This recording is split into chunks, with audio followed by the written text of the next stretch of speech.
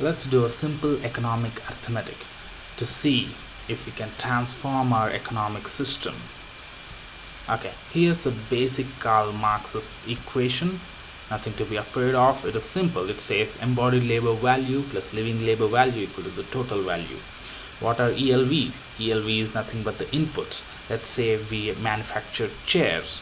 So basically nails, glue, hammer are the inputs. Let's say they cost 100, and the value that the labor adds by putting these things together and making a chair out of it is LLV. Let's say it's 100.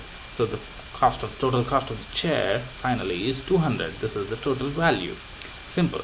But Marx says LLV is actually made of two things. One is the wage that the laborer gets, and the second is the surplus that the laborer generates. This surplus is taken away usually by the employer in a general capitalistic company, in a private owned company. So what Marx says is we should have more worker co-ops. This is the 21st century socialism today. We should have more worker co-ops in which workers democratically distribute the surplus among themselves. This will create lesser inequality in the society, lesser poverty, and workers have their rights. Let's extend Marx's theory. What if we have non-profit worker co-ops? That is, workers give their surplus back to the society. So, in the old equation, as we can see, 100 plus 50 was 200. Now, what if the surplus is given back to the society? Then it becomes 100 plus 50, and the total value of chair minus the 50, the surplus. It is 150. Therefore, the chair costs lesser now. So, lesser cost is higher demand. Implies such companies which are non-profit worker co-ops would actually do well in the market. And top it up with marketing like good values of equality in wages and zero profit motives and their seva philosophy. If you add that as marketing, they would do rather well compared to other profit-making companies. So, in a sea of profit-making selfish companies, let's say there are some unselfish companies or non-profit worker co-ops. We should note that all businesses are interconnected. For a chair making company, nails, glue, hammer, wood comes from other companies. For a bakery, wheat, tomato sauce comes from other companies. So companies are interconnected.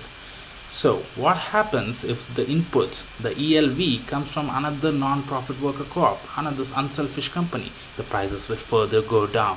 For example, inputs which used to cost 100 now cost 70 because this comes from another unselfish company, therefore making the price of the chair further less.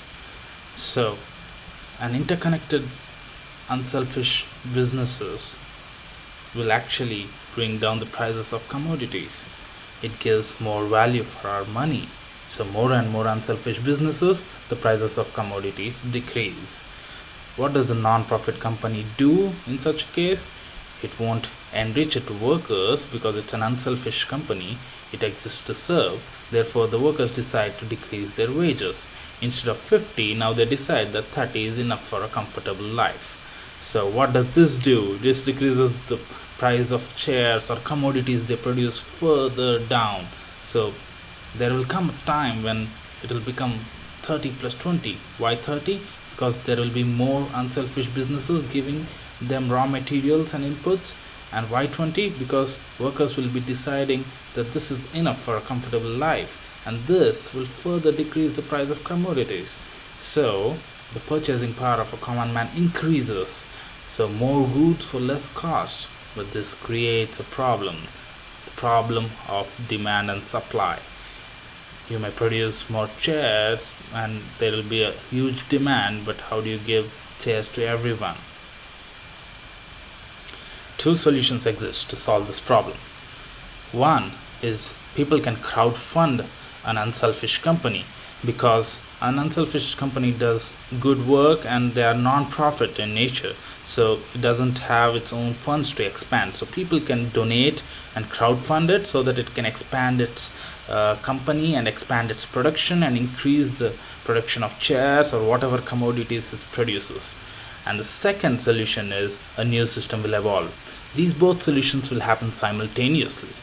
Okay, in the second solution, let us say there are 100 chairs and 100 people, and everyone has the capacity to buy them, because there's more value for money in such a system. So what will happen? Will an unselfish business give more shares to one who gives more money? That doesn't make sense, because even if someone gives more money to buy all the shares, at the end of the day the unselfish company has to show its balance sheets for the quarter saying that it's a non-profit, so it has to give back its money to people.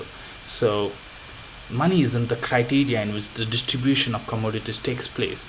A new criteria might emerge, like first come first serve, whoever comes first might get the goods, or another criteria like whoever doesn't have a chair or doesn't have oranges will get those commodities. So money will be replaced with a new system, maybe a system called serves, which I talk more about on my Facebook page. Maybe I'll do a video on this. So basically this marks the beginning of a new economic system, a moneyless system.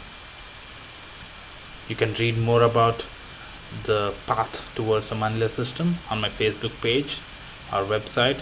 For more resources, you can go to these websites. Thank you for listening to me. Thank you for your time.